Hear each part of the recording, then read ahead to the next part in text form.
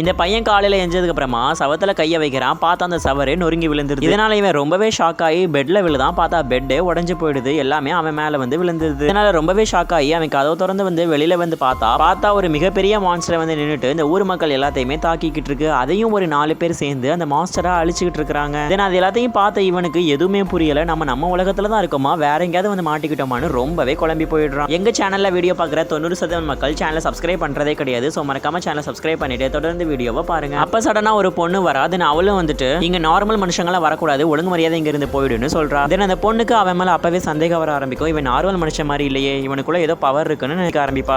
அதனால அந்த பையனையும் ஸ்கேன் பண்ணி போன்ல எடுத்து வச்சுப்பா. இந்த பையனுமே அந்த பொண்ணு கிட்ட இருந்து தப்பிச்சு வந்திருப்பான். பார்த்தா இன்னொரு மான்ஸ்டர் கிட்ட வந்து அந்த பொண்ணு மாட்டிட்டு இருந்திருப்பா. அந்த மான்ஸ்டரும் ரொம்பவே பயங்கரமான மான்ஸ்டரா இருக்கும். அவங்க கூட சண்டை போட முடியாம அந்த பொண்ணு ரொம்பவே கஷ்டப்பட்டு இருக்கிறா. அந்த மான்ஸ்டர் இவன் அங்க போயிட்டு இருக்கிறத பார்த்ததுனால உடனே இவனுடைய சைக்கிளையும் சுக்குநூறான்னு நொறுக்கிறது.